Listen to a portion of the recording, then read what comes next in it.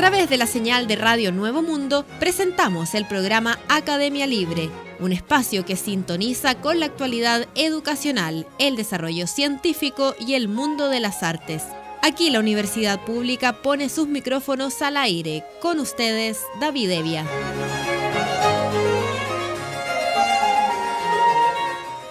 Vaya nuestro saludo a todos los auditores de Radio Nuevo Mundo que a esta hora sintonizan la emisión de Academia Libre, donde la educación, las ciencias y las artes confluyen para hacer de la creación de conocimiento un espacio público. Me acompañan Francisca Baitía y Cristian Castro. Conversamos sobre educación en Academia Libre y lo hacemos dando continuidad a un asunto que ya planteábamos en el programa anterior, cuando un profesor español rompía el silencio en el aula con su carta abierta: querido alumno universitario de grado, te estamos engañando. A propósito de esa misiva emblemática que permitió a buena parte de la sociedad hispana empezar a tomar conciencia más masiva sobre las debilidades del proceso educativo en curso desde hace muchos años ya, el proceso mismo que está detrás de esta noticia ha tenido una evolución interesante, que es la que pasamos a revisar.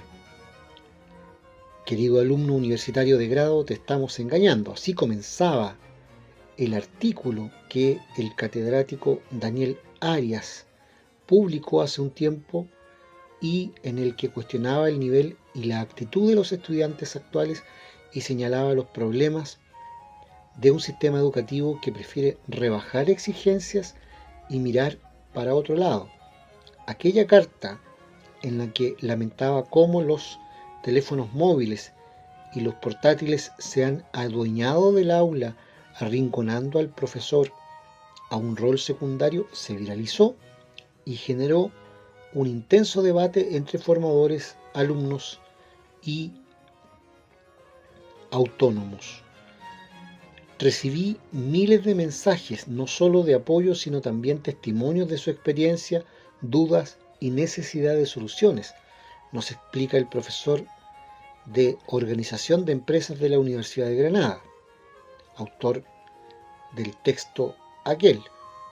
Todo ese feedback daba para algo mucho más extenso, y así llega el libro Querido alumno, te estamos engañando. Como explica el docente, ciertamente en las 3 páginas del artículo no había cabida para todo, por lo que surgió, gracias a una editorial, la oportunidad de ir más allá mediante este libro en el que se incluyen algunos de los testimonios con permiso de sus autores. Es decir, pasamos de una carta abierta, de un artículo de 3 páginas, a un libro que, abordando el mismo tema, tiene casi el mismo título, solo un poco más breve. Lo repetimos: querido alumno, te estamos engañando. Y a raíz de este rebote editorial, de esa carta abierta, es que se le hace una entrevista justamente a este profesor, a Daniel Arias. ¿Por qué la educación cada vez es peor en España?, se le pregunta. Y contesta: las sucesivas leyes de educación han generado más confusión que soluciones a los problemas reales. Ningún país avanzado cambia de ley educativa cada vez que entra un nuevo gobierno. Además, progresivamente se ha ido limitando la autoridad del profesorado, facilitando, contrariamente al sentido común, el paso de estudiantes no preparados y con materias pendientes al siguiente curso. Este es un cóctel perfecto para el pasotismo y la anulación del interés en el esfuerzo y la superación.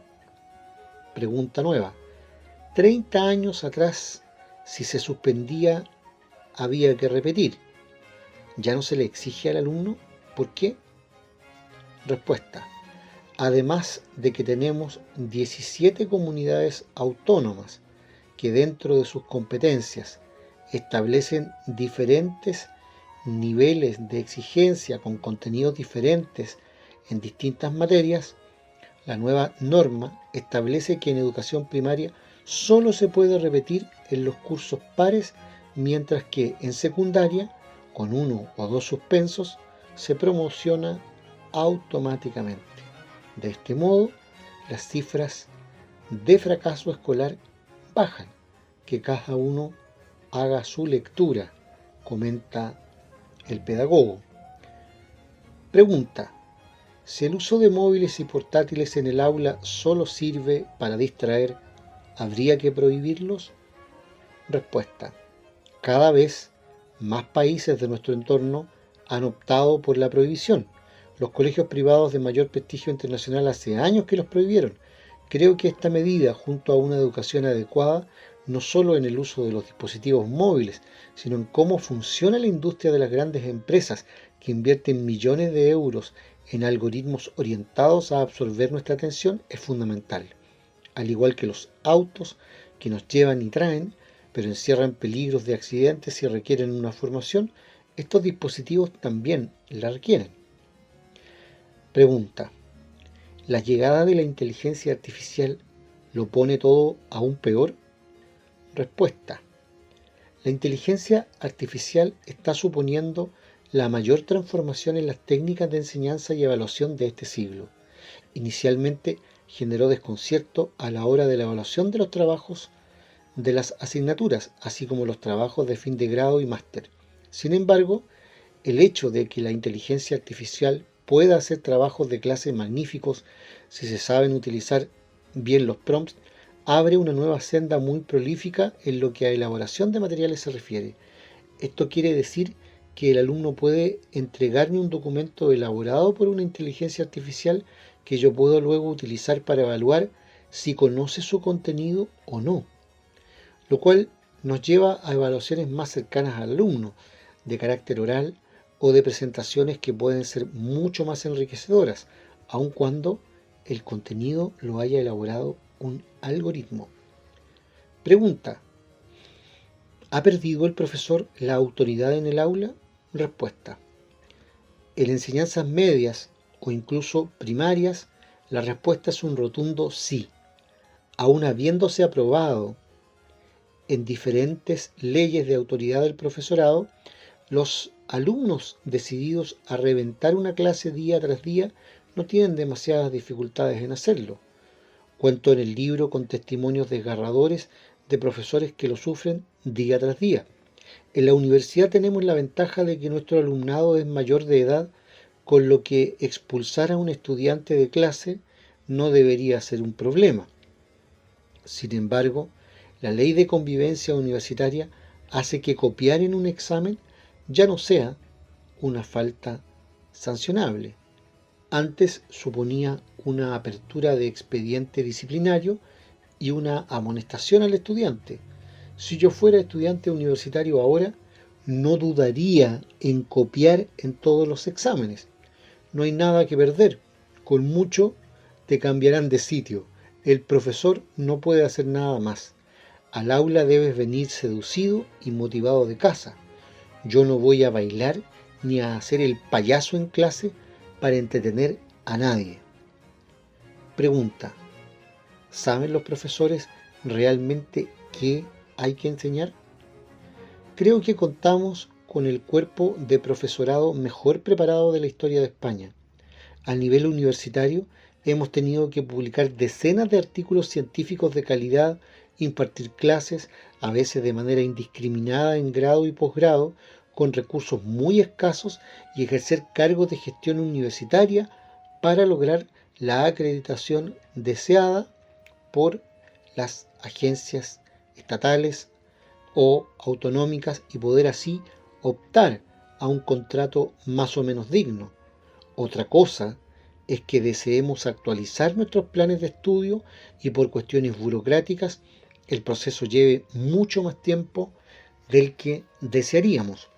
Creo además que hay que establecer puentes con el profesorado de bachillerato para lograr una colaboración que abra los compartimientos estancos que existen en las diferentes etapas educativas. Pregunta: ¿impartir clases más dinámicas para seducir al alumno no es la solución? Respuesta: habría que definir el concepto de dinamicidad. Mi objetivo como docente no es seducir a nadie, sino enseñar y asegurarme que el alumno que supera la asignatura cuenta con las competencias señaladas en la guía docente de la asignatura. Si eres mayor de edad y estás estudiando economía porque quieres, debes venir seducido y motivado de casa. Yo no voy a bailar ni a hacer el payaso en clases para entretener a nadie. Puedo utilizar algunas técnicas que las nuevas tecnologías permiten para enseñarte mejor y en menos tiempo, pero no me voy a disfrazar de vikingo para ser más dinámico. Pregunta: ¿qué pasa con los alumnos que aún quieren aprender porque existen, verdad? Respuesta: por supuesto que existen. El problema es que si antes la ignorancia era algo a esconder en nuestra sociedad, ahora es casi un motivo de orgullo. Los incentivos de aprendizaje son menores ahora. Existe una alta inflación de notas. Si un alumno brillante observa cómo otro mediocre alcanza casi los mismos resultados con la mitad de esfuerzo porque el sistema se lo permite, acabará por apuntarse al carro de la mediocridad. Hace 10 o 15 años solía tener más alumnos que merecían la matrícula de honor de la que podía dar. No se permite más de un 5%. Entonces los reunía en mi despacho, les comentaba que todos la merecían, pero que tenían que echarse a suertes a quien se la ponía. Estos alumnos, siempre muy caballerosamente, llegaban a un acuerdo de maneras sorprendentemente elegantes. Esto ya no me pasa. Desde la década pasada no he vuelto a poner ninguna matrícula de honor. Tenemos todo el conocimiento en la punta de nuestros dedos, pero preferimos evadirnos con contenidos de entretenimiento efímero que no nos aportan nada. Pregunta: ¿qué papel deberíamos jugar los padres en todo esto? Respuesta: es necesario pasar mucho más tiempo con nuestros hijos educándolos con nuestro ejemplo. Los dispositivos móviles no pueden absorber el tiempo que hay que dedicar a la familia. Hay que leer juntos, ver películas juntos, pasear juntos, hacer deporte juntos y educar en casa. Todo ello sobre la base de la autonomía e independencia de los niños. Es necesario acabar con los padres helicóptero que, debido a su propia inseguridad y posiblemente frustración personal, desean controlar todos los aspectos de sus hijos, dando clases a los profesores de cómo deben hacer su trabajo y casi todo a golpe de WhatsApp. Algunos llegan a la universidad acompañados por sus padres en una revisión de exámenes. Pregunta: ¿y cómo afectan los continuos cambios de la ley en el sistema educativo? Respuesta: generan confusión, dispersión, frustración y rechazo. Es como si en mitad del partido de baloncesto te cambiasen las reglas del juego y ahora se puede votar con las dos manos y antes, cada vez que tires, no metas canasta y te regalen los 2 puntos porque lo has intentado. Los cambios de ley no han ido orientados a la mejora del proceso de enseñanza-aprendizaje del alumno, sino a que pasen de curso con más facilidad. De este modo, se da la falsa impresión de que han adquirido unas capacidades y habilidades que en realidad no tienen. Y ese es el mayor engaño. Pregunta: ¿hay algún aspecto en el que la educación actual sea superior a la de antes de Internet? Respuesta: tenemos todo el conocimiento en la punta de nuestros dedos. Antes pensábamos que la falta de calidad de la educación venía por no contar con suficientes medios educativos, libros y material principalmente. Hoy tenemos acceso instantáneo a las mejores bibliotecas en formato, texto, video, fotos, podcast, con solo desearlo. Esto es algo que los que estudiamos ni siquiera podíamos haber soñado. Sin embargo, tal y como señalo en mi novela La respuesta a todo, preferimos evadirnos con contenidos de entretenimiento efímero que no nos aportan nada. ¿Cuáles son las 3 propuestas principales que hace este profesor para eventualmente revertir la situación? 1. Prestar mayor atención a los alumnos con capacidades por encima de la media para motivarles y sacar todo su talento a relucir en todas las etapas educativas. 2. Dotar de autoridad real a los profesores y de recursos para que los alumnos con necesidades especiales tengan la atención que requieren sin interferir en la enseñanza general. Y 3. Mayor agilidad a la hora de adaptar los planes de estudio y las asignaturas a la evolución y aceleración del fenómeno tecnológico en nuestra sociedad. Esto es lo que señala en una reciente entrevista el catedrático español Daniel Arias, quien, recapitulemos, hace un tiempo publicó la carta abierta o artículo Querido alumno universitario de grado, te estamos engañando, donde manifiesta, ¿verdad?, las grandes debilidades, sobre todo en la falta progresiva de exigencia académica a los estudiantes, un fenómeno no solo español, sino que, como vemos, mundial, y que en Chile es francamente oscurísimo, y que, dado el contexto de repercusión que ha tenido esta misiva, esta denuncia, ¿verdad?, con fuerte peso crítico, se ha convertido ahora in extenso en un libro con el título Querido alumno, te estamos engañando.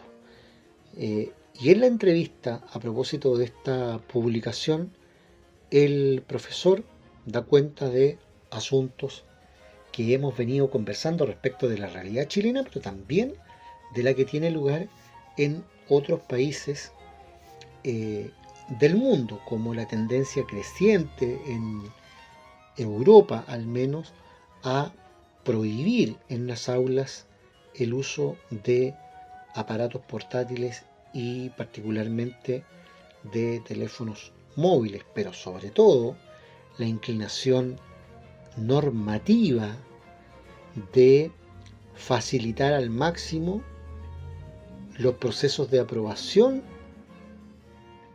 de exámenes en las universidades, también los de ingreso y qué decir en el nivel escolar.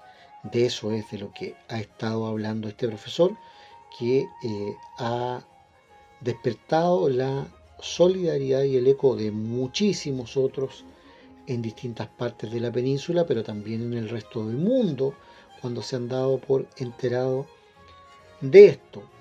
Ahora, cuando se señala aquí, por parte suya, de que entre las soluciones estaría prestar mayor atención a los alumnos, o que los padres y apoderados estén más cerca, etc.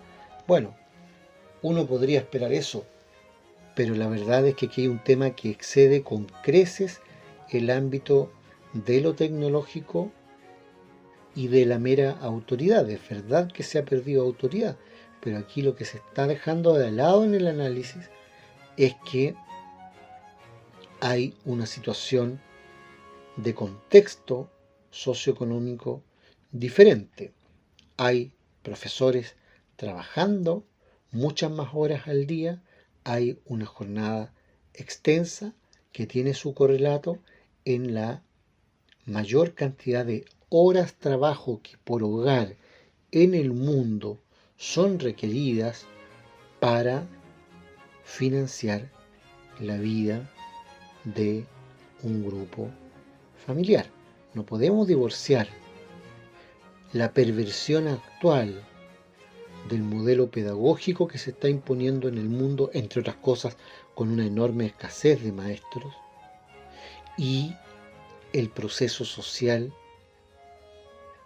de enorme desequilibrio y brechas socioeconómicas entre los más ricos y los más pobres, porque ese proceso efectivamente está también teniendo lugar en el mundo. No es solo un recetario magistral para el cuaderno, para el lápiz, para el libro y para PowerPoint. Es una correlación de factores sumamente complejos y al parecer a las élites no les importa en lo más mínimo revertir esa situación. A eso hay que poner atención y hay que seguir estudiando y revisando material de este tipo. No importa si es polémico, si hay controversia, si hay puntos en que estamos o no de acuerdo, pero que hay un piso mínimo que es verdad y que se está normativamente obligando a los profesores a engañar a sus estudiantes, a estafarlos, haciéndoles creer que saben cuando en verdad no se les está enseñando nada sustancial. En Academia Libre, la música tiene historia, con Francisca Beitía. Giuseppe Domenico Scarlatti, nacido el 26 de octubre de 1685 en Nápoles, Reino de Nápoles, perteneciente a la corona española, fue prolífico compositor, clavecinista y pedagogo del periodo barroco, reconocido universalmente por sus composiciones para clavecín, cuyo estilo evolucionó hacia el preclásico, ocupando en la historia de la música una posición intermedia entre el estilo contrapuntístico barroco y el espíritu sencillo y ligero del posterior periodo galante. Influyó decisivamente en varias generaciones de compositores españoles, entre los que destacó el padre Antonio Soler. Abordó diferentes géneros vocales e instrumentales y marcó el nacimiento de la sonata bipartita monotemática, precursora de la sonata clásica, y estableció una técnica adecuada para clavecín, instrumento que anteriormente estuvo sometido a las exigencias propias del órgano. Sus padres fueron Alessandro Scarlatti y Vittoria Anzalone. Su iniciación musical se propició debido a las influencias familiares. Su padre, compositor y profesor, sus tías, cantantes de profesión, su tío Tommaso, tenor, y su hermano menor, Pietro Filippo Scarlatti, se transformó en compositor organista y maestro de coro italiano. A los 16 años, Domenico fue nombrado segundo organista y compositor de la Capilla Real de la Corte Española de Nápoles, donde su padre estaba empleado como maestro. En 1703 escribió su primera ópera, L'Ottavia Restituta al Trono, dedicada a la condesa de San Esteban de Gormaz. En ese año también compuso el drama Giustino, para el Palacio Real de Nápoles con motivo del cumpleaños de Felipe V y dedicado al Marqués de Villena. También readaptó la ópera L'Irene de Carlo Francesco Pogliarolo. Posteriormente, su padre le recomendó que acompañara al célebre castrato Niccolò Grimaldi a Venecia y a otras ciudades de Italia, donde permaneció 4 años. Scarlatti conoció a Silvius Leopold Weiss, compositor y laudista alemán, y a Thomas Rosengrave, compositor y organista irlandés, quien posteriormente publicó una edición de las sonatas para clave de Scarlatti, lo que dio lugar a su culto en Inglaterra. Hacia 1709, Scarlatti viajó a Roma para ponerse al servicio de la exiliada reina polaca María Casimira. Allí escribió una cantata, un oratorio y al menos 7 óperas conocidas, entre las que destacaron La Silvia de 1710, Tolomeo e Alessandro de 1711, Tetide in Giro de 1712 y Amor da un'ombra e gelosia d'un'aura de 1714.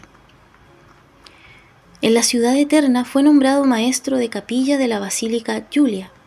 Después trabajó para el embajador de Portugal en el Vaticano, el Marqués de Fontes. Tras una temporada de trabajo en el Teatro Italiano de Londres, viajó a Lisboa, ingresando como director en la Capilla Real Portuguesa, siendo maestro de música de la princesa María Bárbara de Braganza. En una prueba de talento en el Palacio del Cardenal Otto Boni en Roma, fue declarado superior a Händel en clave, no así en órgano. Scarlatti veneró profundamente a Händel y se convirtió en eminente clavecinista. Escuchamos a continuación el dueto Se l'alma non t'adora de la ópera L'Ottavia restituta al trono de Giuseppe Domenico Scarlatti por Ensamble El Complejo Barroco.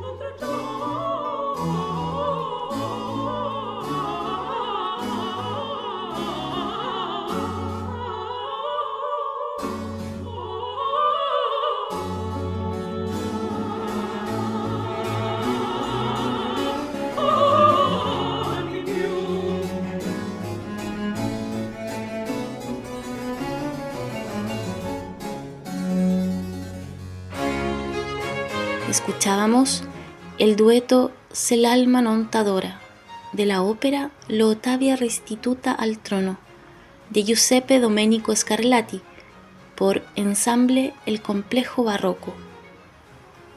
Hablamos a esta hora en Academia Libre sobre actualidad en ciencia e investigación. Lo hacemos con Cristian Castro, quien nos proporciona cada semana las novedades en este plano. ¿Qué está pasando, Cristian, en materia de ciencia e investigación?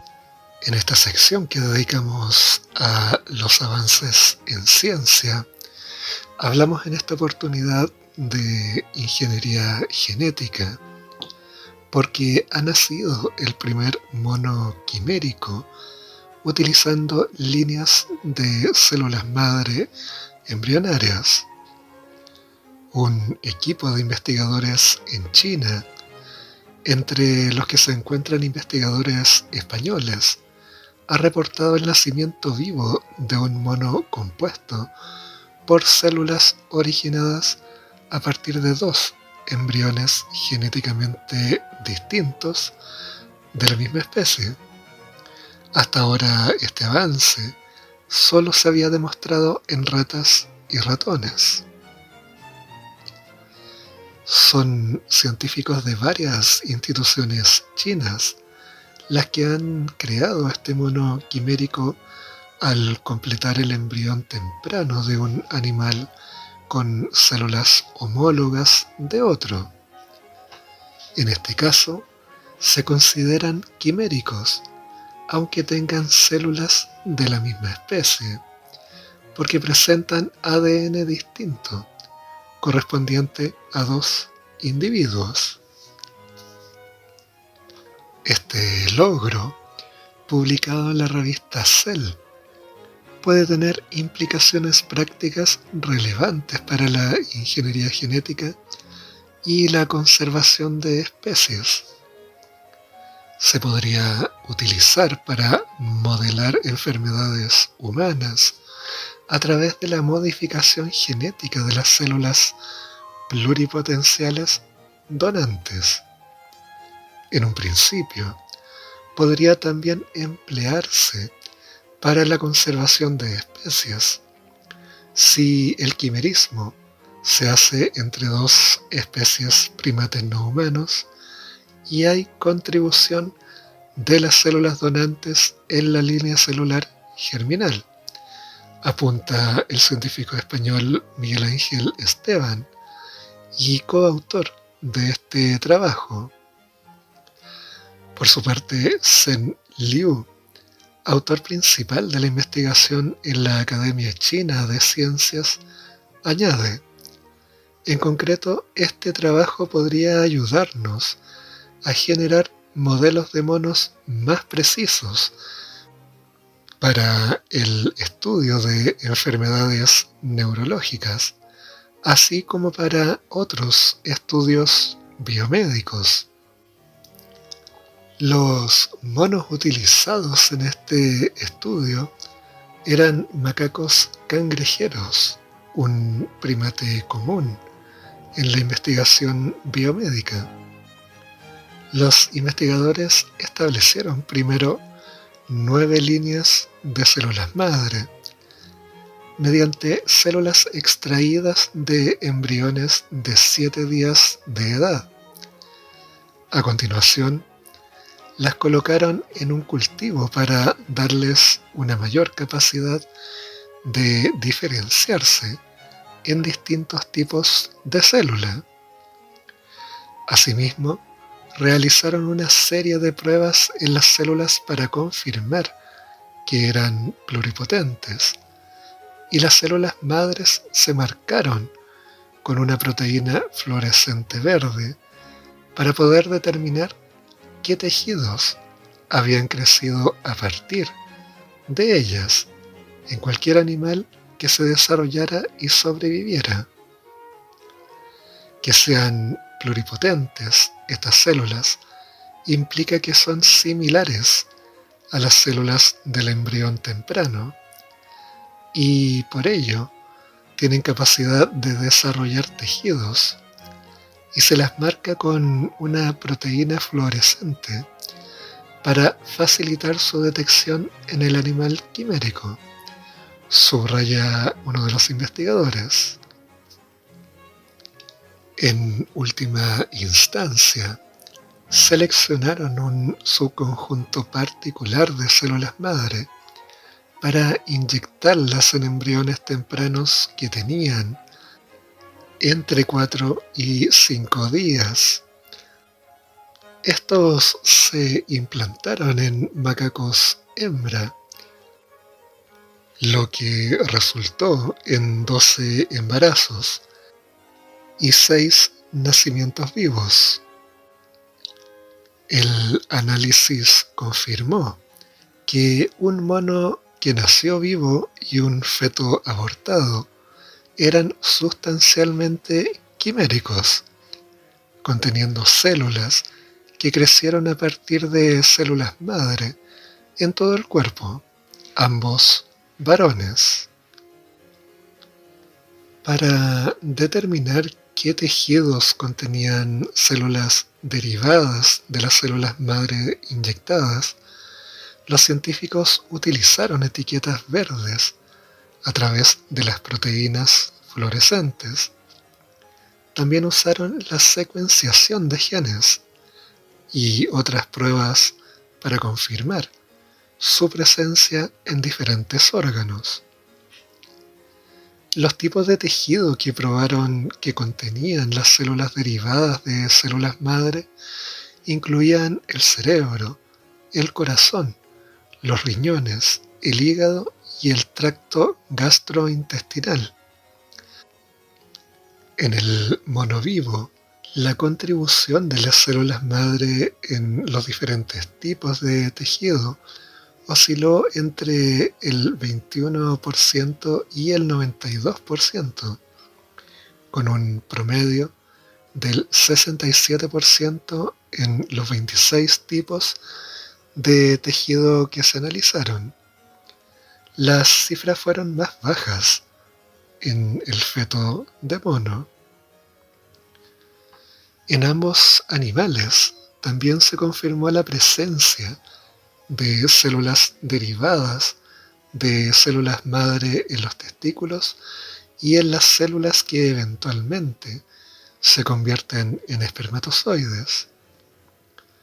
En este estudio hemos proporcionado pruebas sólidas de que las células madre pluripotentes de mono poseen la capacidad de diferenciarse in vivo en todos los diversos tejidos que componen el cuerpo del animal, destaca Esteban. Los investigadores también planean explorar más a fondo los mecanismos que subyacen a la supervivencia de los embriones en los animales huéspedes, lo que, según dicen, ayudará a mejorar la eficiencia de la generación de quimeras. Los siguientes pasos consistirán en mejorar la eficiencia del proceso de generación de quimeras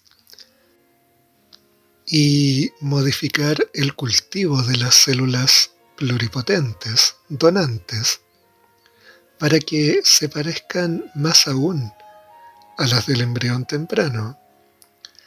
Creemos que esto último ayudará a hacer que los monos quiméricos no tengan problemas relacionados con anomalías epigenéticas, concluyen los investigadores. Esto considerando que tanto este trabajo como otros anteriores, como la creación de riñones humanizados en cerdos, han sido diseñados en consideración a estrictas reglas de éticas tanto nacionales como internacionales.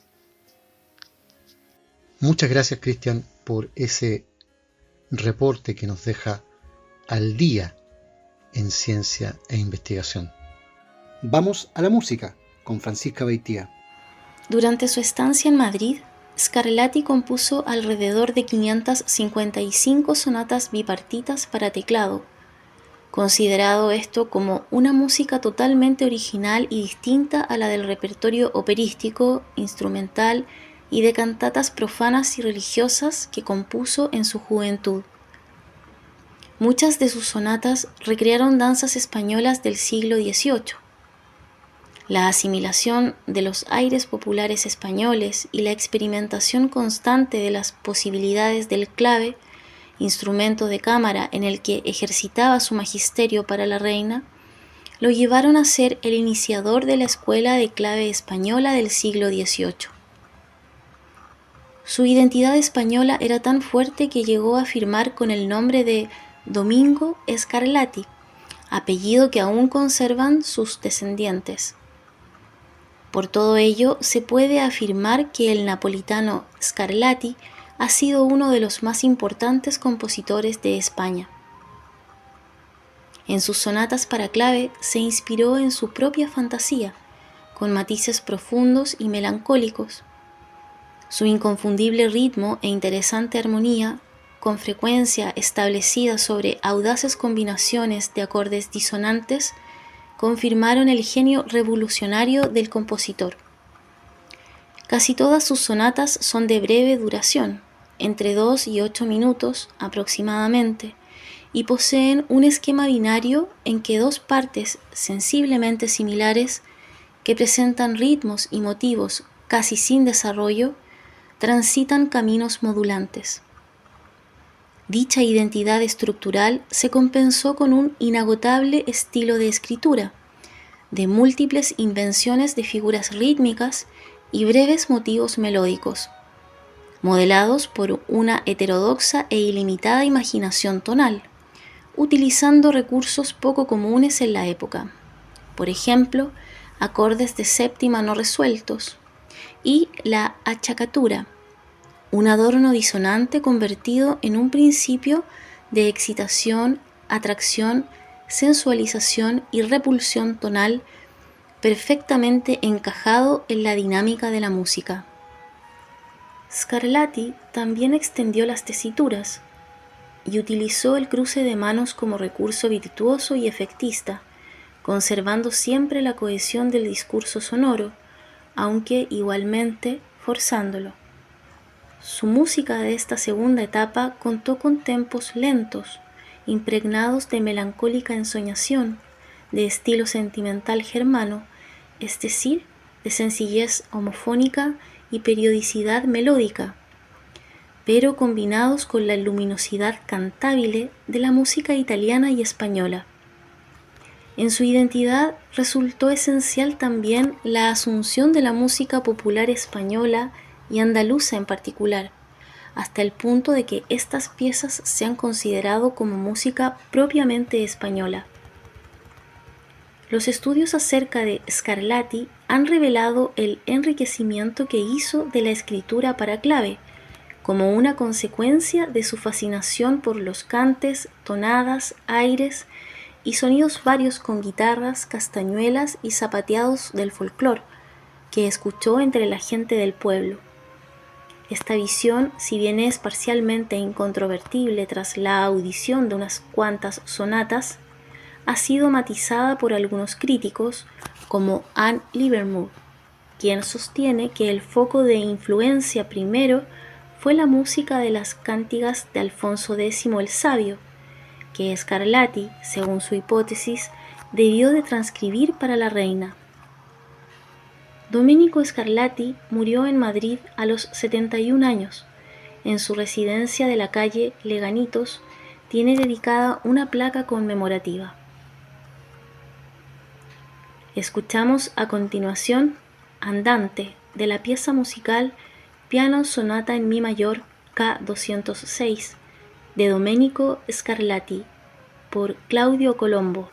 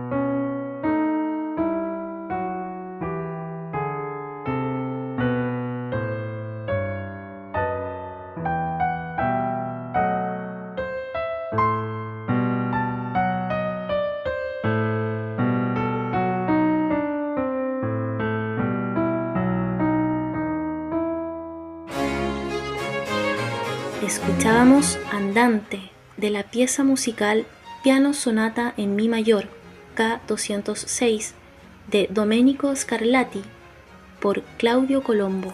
Concluye aquí, en Radio Nuevo Mundo, esta emisión de Academia Libre, un programa producido por la Comisión Ejecutiva de la Universidad. En los micrófonos, Francisca Beitía, Cristian Castro y David Evia. Agradecidos de su sintonía, nos reencontraremos con ustedes la próxima semana. Hasta entonces.